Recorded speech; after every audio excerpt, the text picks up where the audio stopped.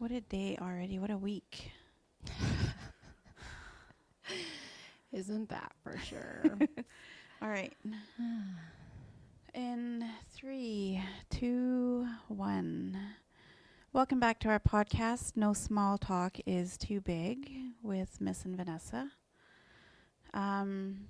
Today we are basically just winging it. We've had... I just whacked the microphone. It's going to be like ponk. apologize to Mike. Yeah. Sorry, Mike. I whacked you with my hand. Didn't Poor mean to. Mike getting Yeah. manhandled over here. So my daughter would say, "You're so mean." The other day she said, she's like, "Jaden mean." I was like, "What did he do?" Hugged me. I was like, "Oh, that was mean." I don't know if that was mean. Squish me. I was like, "Oh, okay. He squished you." He's only 7, so he couldn't have squished her too hard, I don't think. Babies are so cute. They are. Very interesting. Yeah. The stuff that comes out of their mouth. That's for sure. What's the most random thing that any one of your kids have ever said? Oh my goodness, there's like way too many things. But as of recently, my oldest daughter asked me how babies were made. Oh no. The big question. It's not like we'd never talked about it before, but I never went into any detail. Yeah. Just kind of general. But she's, going to be 13 next month, and she wanted to know, and the whole cycle. And that. So I thought, okay, well, I'm going to sit down with you and your sister. I told her because she's 10, almost 11. Yeah. I said, we're going to have the talk, right? And I remember as a kid, I don't know about you, but like, it was like, I don't know, the awkward conversation with my mother, and it wasn't like very detailed. It was just kind of very scientific. Yeah. So I wanted my kids to not feel awkward talking to me about it. Yeah. And so we had the talk, and I explained things to them. And it was just funny. She laughed. She's like, "Thank you, Mom, for telling me." She's like, "I had strange ideas of how." No. So she told me, like, when she was a bit younger, Yeah. my friend and I were talking. And you know how little kids never listen to you until you talk about adult stuff. And then they're all ears. Oh, and then you're like, "Okay, go to the other room." Got lots of nieces and nephews. So she overheard a friend of mine talking, and my friend said, "Oh, her and her boyfriend had an accident and they were pregnant."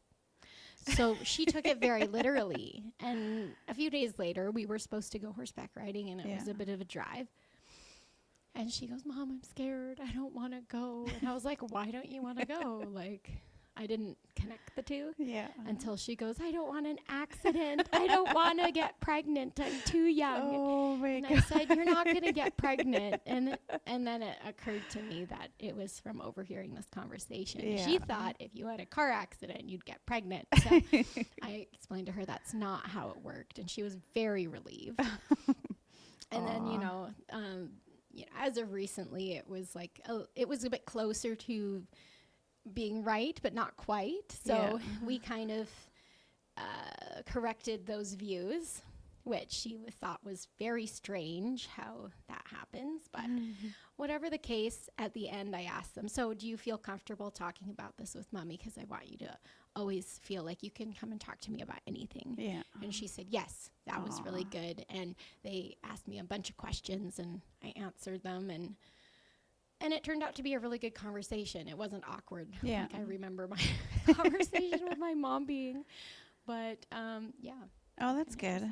Yeah. That kind of reminds me of my upbringing with my parents. My mom, she was a teacher. Like, she was in education her whole life. And anytime we had a question, we'd ask her. She'd say, "Let's look it up." And we had tons of dictionaries and thesauruses and encyclopedias. So she'd pull the books out, and we'd sit there and do the research, whether she knew the answers or not. And so that's always, I feel like that's where my analytical thinking comes from, is from that. I mean, obviously it's a Gemini trait too, but if I'm curious enough about something, I'll research it Yeah. until I understand it. And then share it with anybody who's willing to listen to me rant on about this strange topic that I've done research on. I'm kind of similar that way. I like researching things and figuring things out. We watched a video, or I showed them a video anyway. That was so neat because I don't remember seeing it before, but it was kind of video showing like it was an animation process of how the sperm has the journey to go to the egg, Oh yeah. and kind of the whole process from like the scientific point of view, which was interesting as well, and kind of explained all of that, which I was like, oh, I didn't even know this. Like, like the kind of things that I feel like science has uncovered, I'm just like, whoa, like that is just so cool. Like science is so neat. Yeah. But yeah. Another thing my parents did too is they were always willing to, I don't know, just be there for us. There's so much unconditional love in my house growing up. My mom broke the cycle. Like, we always had friends over. In our house, we had a pool table, we had gaming consoles, we had board games and card games and all that kind of stuff. So we never had to go anywhere when we were kids. Everybody always came to our house. I remember one of the neighborhood kids always referred to our house as like the rec center of the community, because if you're looking for your kid, more than likely they're at our house. My mom, like, we were always broke, but my mom always managed to feed everybody snacks and drinks and all that kind of stuff. So that's the kind of parents they were. They were neighborhood parents. And when they passed away, I remember at my dad's service, I had asked everybody that I grew up with to stand up and step forward. There must have been about 23 of us in the circle. I was like, this isn't even all of them, but my parents took care of all of these kids growing up. So that's the kind of household that I grew up in. But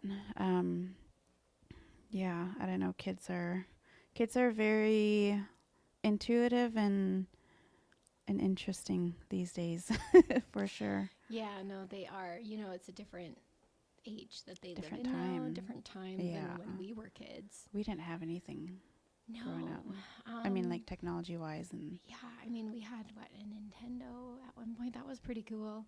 I remember renting those Nintendo systems from the video store. Really? Yeah, I don't and know it if was we had such a that. treat. I'm like, can't wait for the weekend to get the Super Nintendo or Nintendo and game out with my brothers all weekend. But yeah. Yeah, it actually, I look forward to the weekend too, because we could play video games and different things. Like, we actually had quite a bit of kids at our place too. Like, my mom used to buy those really big buckets of ice cream. Oh, I yeah. remember as a kid for the summertime, and we went through so much ice cream.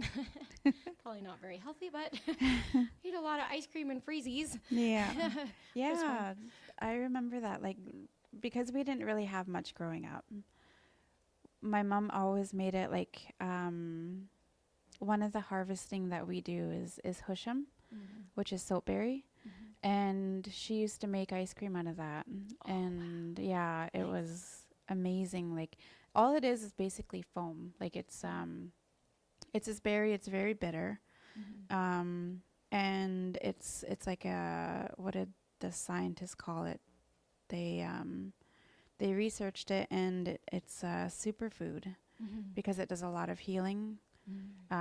It like cleans out your system. And this one elder lady that lives in the next community over, she is, I swear, she's pushing 90, and she's still out there walking around, dancing. She takes a tablespoon of husham every morning, and it like strengthens her muscles, her bones. And yeah, so that's one thing that we grew up with. Actually missed that. Last year we didn't get a harvest. It was because of the cold snap. Yeah. That was a rough year last year because there were a lot of fruits that just didn't quite make it. Yeah. But actually, last week I went to a workshop that SGS put on, the environment team, and they were discussing food, what's it called? Food security. Okay. And specifically related to the McKay fire. Yeah. and they brought in a guest speaker. Her name was Holly Bacady Okay. from Oh Lilwat, yeah, yeah. and she actually brought Husham like a concentrated drink, and then we had a big So you got to taste it? yeah. So I got to taste it, which was really good, and she went through Yeah. all the like different plants that grow around here and the medicinal properties Yeah. in them and how to use them. And it was super practical. And she even had some, you know, things for sale and stuff. So I bought some, it was like a plantain salve Oh yeah. that she said it works so good on like skin issues. Yeah. Oh. Which was like really cool because like she said that from her own experience, she has like eczema or Yeah. psoriasis, Yeah. and it actually clears up the psoriasis and different Oh, things that's like good that. to know. I didn't know Yeah. that worked for eczema and stuff like that too. But I Yeah. remember, again, like after my dad's service, me and my brothers were sitting outside of my dad's house, my house now, and I was wearing a dress, and I remember putting my hand on my leg, and then like dropped it, and I was going to lift the chair up to like scoot over a little bit, and I got a bee sting Oh yeah. on my finger, and my brother's like, grab plantain, grab plantain. Yeah. So I did, went and picked it, and he like rolled it up in his hand and told me to put it over where the bee sting was. It was gone, like the pain was gone within like a minute. Oh wow. And you know that after pain, like Yeah. when you get stung, I don't know if this is true for anybody else, but when I get stung, it like it goes all over my body. Like it I could feel the pain going up my arm and Yeah. up my shoulder. It's like I don't know, a tingly sensation or something like that. But I put the plantain on it, and it like instantly took it away. Yeah. So She was actually talking about how it removes the toxins. yeah. Which like this last year I got a bee sting and I didn't use plantain, and it literally like I got stung on my leg and it swole my whole foot and my whole leg up like really bad. I was in Brutal. so much pain and was like on the floor passing out because Oh it my was so God. bad. My kids were so scared. Yeah. And so like now I'm like, okay, well, I'm gonna have to keep plantain on hand or Yeah. something, or the salve. Yeah. And the other one I got was an allergy one. So like if you get like allergy from pollen and stuff, you can put it on your nose and on the top of your head, and it'll clear your Oh, wow. sinuses and your eyes and stuff. I haven't tried it yet, but I got it. Yeah. And then she also had a book that was a calendar of all the different plants and at what time of year that they come out and when to harvest them. When to harvest them. That's cool. And she passed around dried wild rose Like- buds. They were Oh buds. yeah. And you rose could hips. just eat them. They were so good. Yeah. Yeah. I remember munching on those when I was a kid. Yeah. We have like wild rose bushes all over the community, and we used to bike around quite a bit when we were kids, and we'd go. It's called the Tom Cole Road, and there used to be a dump up there, so it was like the Tom Cole / the old dump road, and there's like little hills and jumps that we'd use, and there's like wild wild raspberries out there, and we'd eat those, and black caps and rosebuds. We'd pick the flowers off the rose bushes Yeah. and eat those. They're so good. And that's like it's got I don't know, it helps for thirst too. So Oh, I didn't even know that. we didn't really have to go home That's nice. yeah, to eat or drink or anything. Like we'd be out there for hours. When I was a kid, I was like maybe 7 or 8 years old, around there. And I remember going to there's this old creek bed behind my house, and there was me and my brothers. There must have been about, I don't know, 2 or 3 of us out there, my brothers and me. And we came across this old creek bed, and there was a log that was going across it, and the log it didn't seem like it was that sturdy, and I was scared to fall into the creek bed, which had like tons of branches, Yeah. covering the whole thing pretty much. And so I decided to go under, and the guys went over. I took maybe five steps into, like, on top of these branches, and I hit a bee's nest. Oh no. Yeah, Oh and I got stung so many times, like seven or eight times on my head. All in, like, in total, I think I got stung about 18 times. I think my mom counted, Oh, that's all over my body. crazy. So ever since then, I'm terrified of bees. It's understandable. Actually, it's interesting. I was listening to a podcast. This neuroscientist, Dr. Lisa Feldman, was telling about how trauma comes to our brains as predictive error. Yep. And how, like, from experience, then Sorry, Mike. Sorry, Mike. So,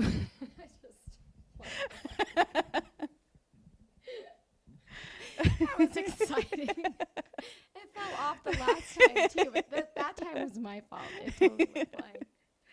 But anyways, it was interesting. She was talking about predictive error and how our brains predict what's going to happen. So when we see a bee, she was actually talking exactly that she was afraid of bees. Yeah. She had an absolute terrified fear of it. And how that we can overcome predictive error by taking small steps. Like, so like for her, she wanted to overcome her fear of bees. Yeah. So she took these steps to just be like, look at pictures and spend time as that. Yeah. And then her brain created a new prediction. So, I can look at this picture and I'm fine, right? So you don't do it all at once. But that, like, Re-traumatize yourself. you re-traumatize yourself. It's like difficult, but the brain is capable of, like, overcoming, like, those things through predictive error. And it was also kind of talking about how, like, we easily can we can take something like, say, a cup and think, okay, well, I can drink out of the cup, right? But then in order to overcome, again, the meaning that we put to experiences in life are similar, we then think, oh, well, we could put flowers in the cup as well, or we could bake with the cup. Yeah. And so we can go through the things that we go through in life, and instead of just seeing it one way, is see what are all the different ways that we could see it. That's and very then in our interesting. brain, we create, like, a new meaning to what happened. And that sometimes, like, even though, like, it's like, it's good to talk about it, sometimes we can take on someone else's meaning about something onto ourselves, and then create anxiety surrounding something. Like, I could maybe listen to you and be like, oh, I'm so scared of bees now. Like, which, I mean, I have my own experience of bees. I'm not scared of them, but I certainly don't want to go through that again. But then I think to myself now, well, I just need this plantain stuff. Yeah. Because I know that's going to work. And I mean, we do have modern medicine like Benadryl and different things, but I almost feel like maybe it doesn't even work as good as these traditional medicines do. Yeah. Because it actually targets the actual, like, problem. And anyways, like, that's, like, kind of goes for a lot of different things. And anyway, the podcast was, like, super interesting. I'm almost at the end of it. It was like 3 hours long. Oh, wow. So I've taken it in chunks, like, listening to it. But well, that's it's cool. interesting. Yeah. There was something I was going to say, and now I can't remember what it is. I'm so bad for that. Oh, I'm terrible. When COVID first hit, I discovered that I was, that I had iron deficiency. It wasn't as bad where I had to go and get, like, a infusion, or I had to take the medication for it. He gave me the option of correcting it myself. He said, it takes a long time for you to get to this state. He said, like, 6 to 12 months for you to get to the state. And that's just from not eating properly, like, low on iron and stuff like that. You know, the Like different vitamins in each food. And so I corrected it myself. I started eating more red meats and green vegetables and all that kind of stuff, and Mhm. it worked out. And then after my parents passed away and I went through the whole depression thing, I had discovered that I was B12, vitamin B12 deficient. Mhm. And I had no idea where, like, how this affected me. I'm like, it's Yeah. a vitamin. Like, you can get it from anything, Mhm. really. Mhm. And so she prescribed me the medication. She said you can either take it in a pill form or an injection. Mhm. And I was like, I'd rather not have like this heightened adrenaline for the first like week or so after getting the injection. I'd rather try to pace myself with it. So I take vitamin B12 medication every day. Mhm. But a part of that symptom is brain fog, and there it goes And there again. it goes again. It's your short-term memory I see. Yeah. is busted. Yeah. Yeah. So I used to be sharp. Like when I first started working in IT, like my hands-on experience down in Elite, I was on top of everything. I was able to explain um, troubleshooting to the average end user, and now I really can't.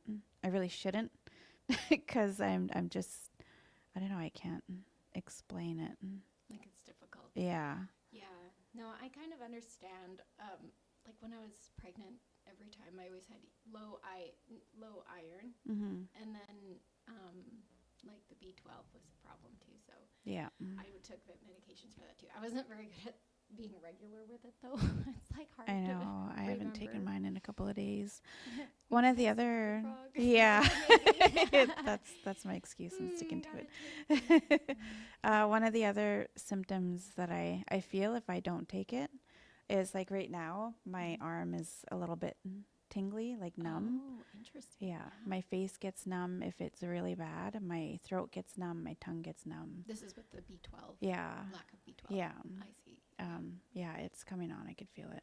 Uh-oh. It's been a while though. Like I've been taking it faithfully for the past 2 years or so. Mhm. And well, there's some weekends that I don't take it. I just forget to. I've got a Reminder on your yeah, phone? on my Yeah. phone to Mhm. take it every morning. But most times I'm just busy around the house and I hear it go off. I'm like, dismiss. I'll get to you in a second right after this, and yeah, and then I forget it. Oh, I know. I feel like my life is just crazy busy from like morning until night. The other day I was like thinking about it. And like if I just get even one day at home, it's just so nice. I can clean the house and Yeah. do different things. But we went snowboarding for the last weekend, this Oh last yeah, that's weekend. right. I saw And pictures. yeah, Whistler is still open as far as I know anyways. Mhm. Till I think the 19th unless, things melt more Mhm. quickly, but the top of the mountain was pretty nice. It's actually All the not way too down to bad Mountain lately. Point. Yeah. The weather. Yeah. It's not too Yesterday bad. was gorgeous. It was like hot, and today I thought, oh, I'm gonna wear a dress today, and then it was freezing when I first got up. I was like, oh shoot, I like Yeah. didn't dress properly, but now it's warming up. And the kids have soccer tonight, but it always gets cold at Conway, Mhm. so I brought pants and like extra. It's always so windy down there too. Yeah. Like you just never know. Every time I go down there to watch baseball or whatever event they have going on down there, it's Yeah. super windy. Yeah, it is. It's very windy. Yeah. But the kids have fun. They're running around, and they don't seem to mind or care too much. It's more me just huddled in my car or something. But it's good. I love the social aspect of going for soccer and talking to the other parents and cheering the Nice. kids on, and it's pretty fun. So Conway's kind of just everyone just kind of meets there. Yeah. Kind of a neat place. Yeah, I used to go and watch my nephew play hockey Mm-hmm. in Ashcroft every time they had a home game.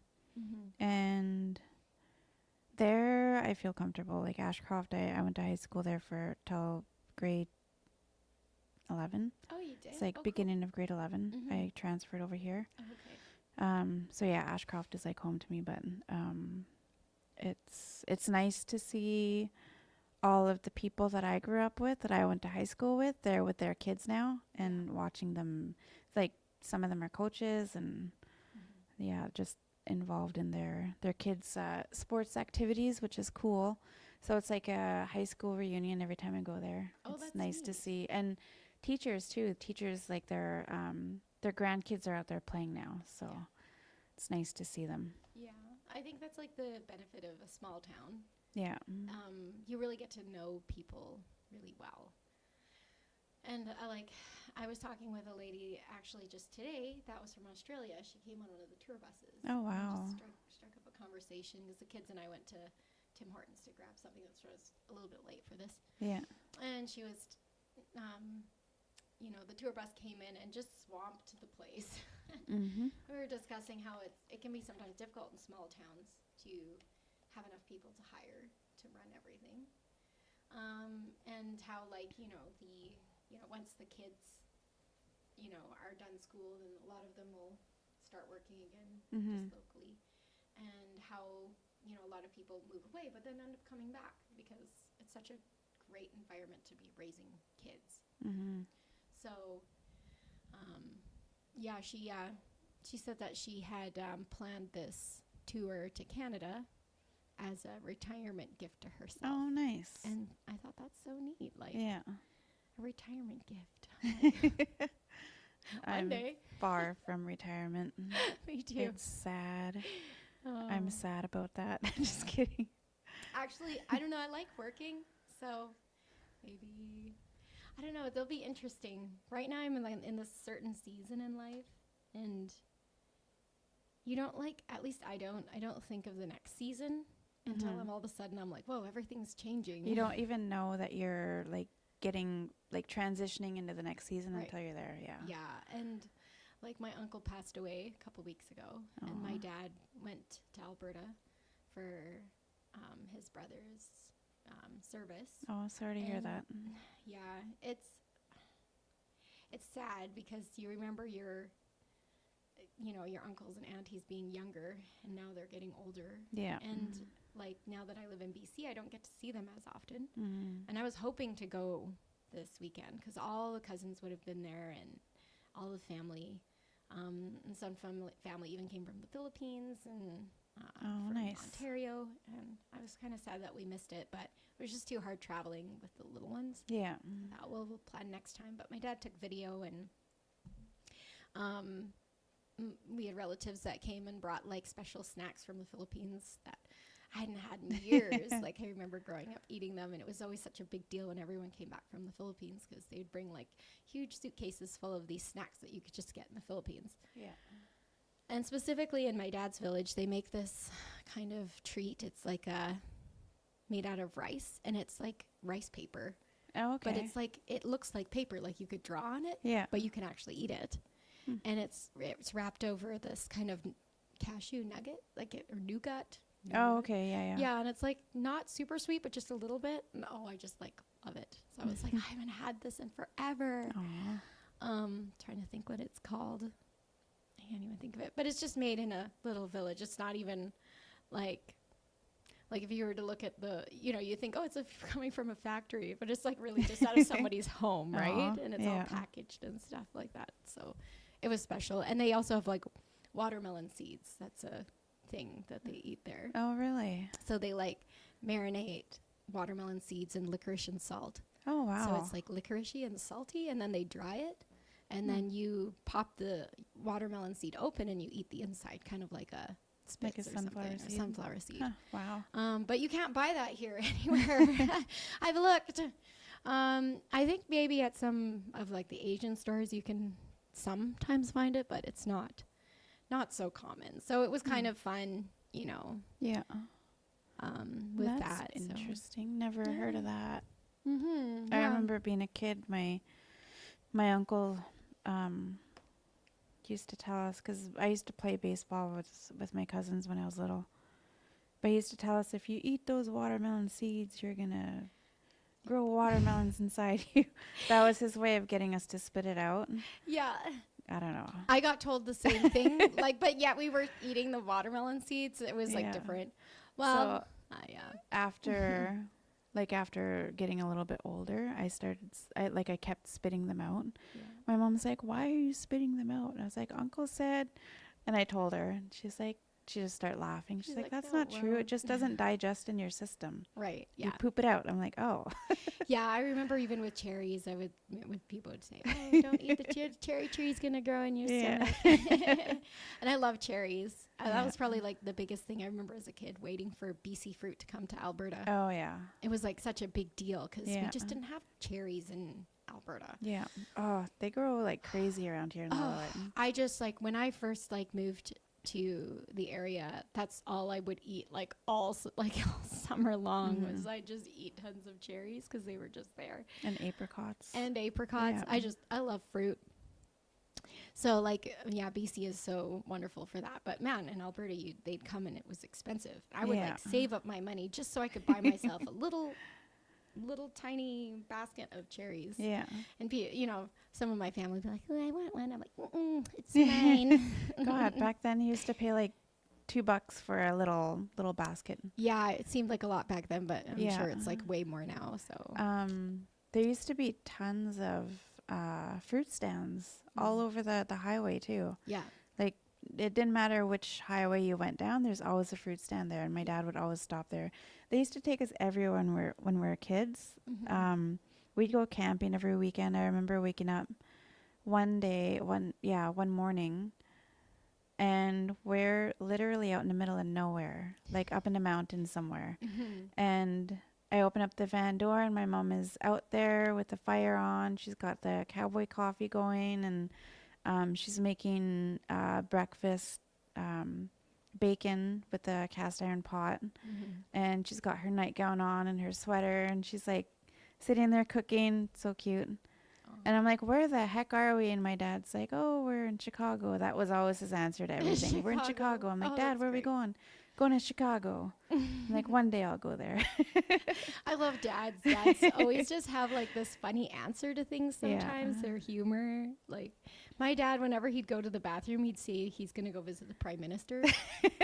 Oh my and it depended. If it was number 2, it was Yeah. the prime minister because that's super important. And if he just, had to do number 1, then it was the premier. Oh. So he would announce, "Oh, Yeah. I'm going to go visit the prime minister." And I remember my friends being like, "What the heck?"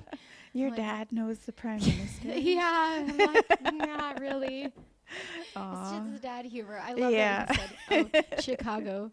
That's great. Chicago. And like his dad, because he grew up very poor, and they didn't have very much food. So sometimes they wouldn't have any food at all. And so he'd be like, "Oh, what are we having to eat?" And his dad would say, "Oh, we're going to have lion's milk," which meant it was water. Oh, So he'd always call it lion's milk. And, "Oh, okay, we're going to have lion's milk." And, cute.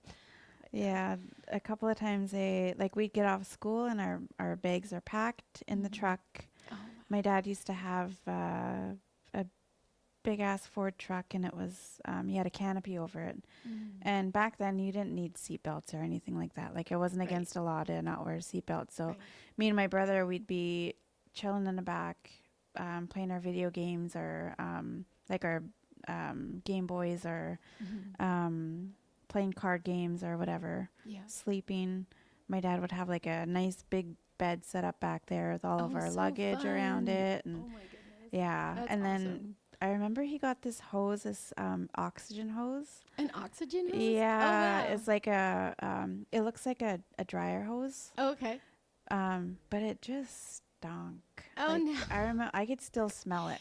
Oh, It was dear. nasty, but yeah, it was getting I don't know if it was the AC, if we had AC back then, but getting the air from the front cabin to the back. Yeah. Oh, But interesting. Yeah. they took us everywhere. We went to Drumheller a couple yeah. of times. I actually went there last summer with my best friend and her family. Oh, fun. Oh, it was Drumheller's so cool. amazing. Like we got to the museum, and I was like, I remember being here when I was a kid, but being there as an adult and like reading all of the history of like how dinosaurs got extinct and all of the history behind all of it. It was so, I don't know, as an adult it was just more fun, I guess. More but meaningful. yeah. Mhm.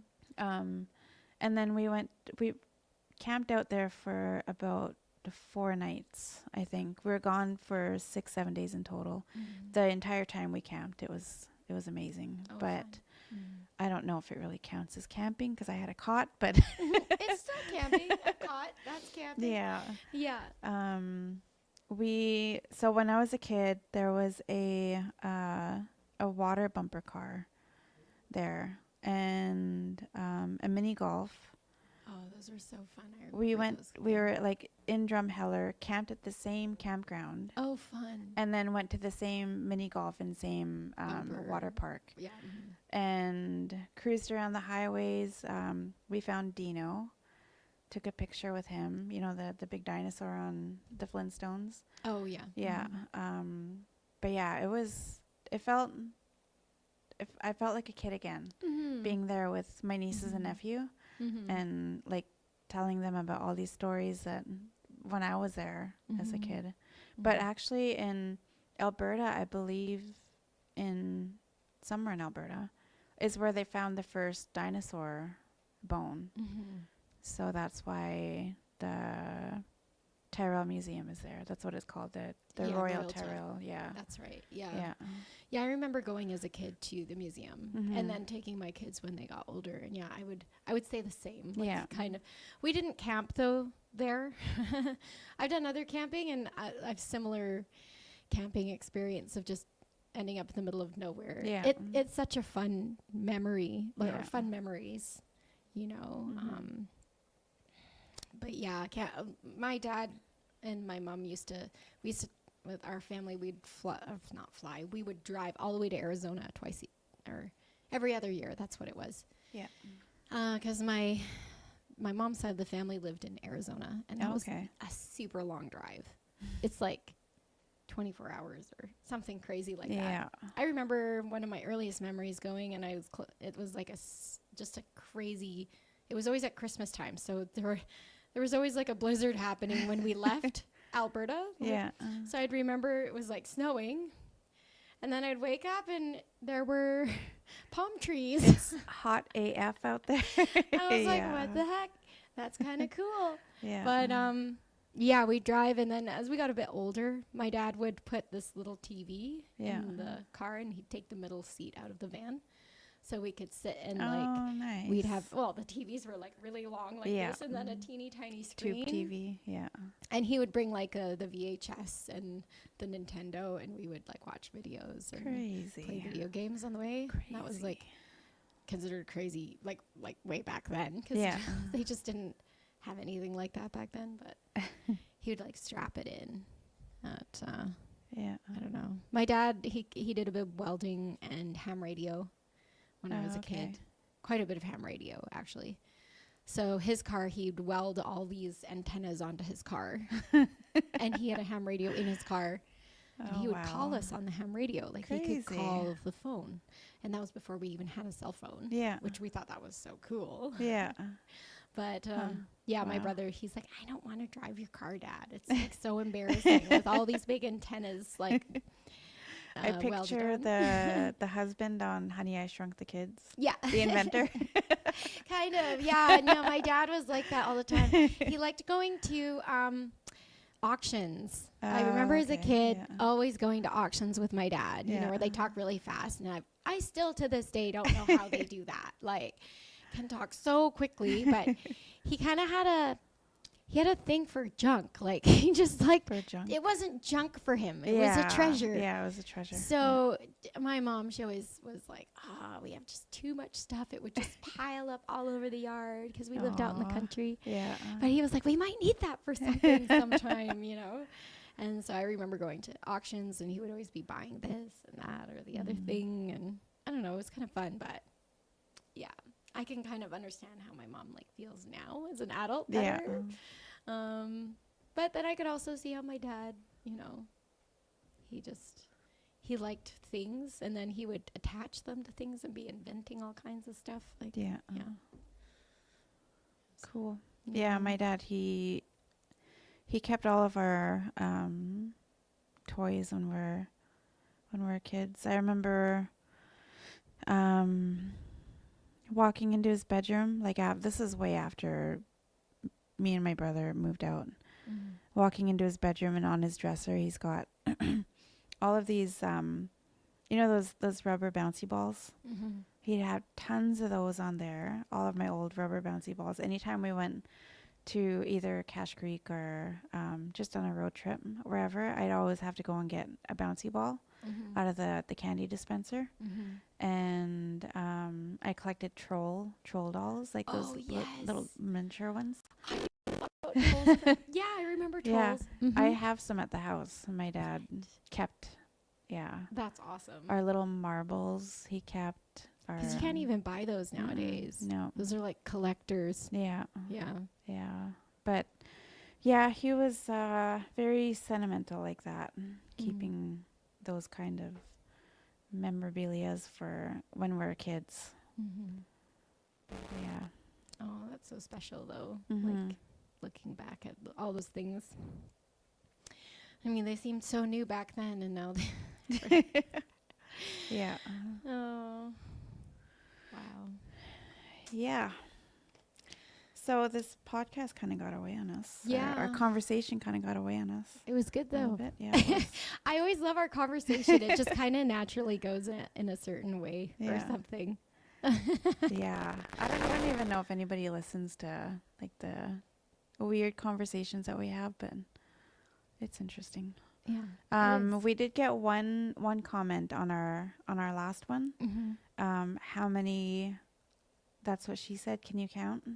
Oh, Throughout the video. And Dex, shout out to Dex Adolf. He counted 48.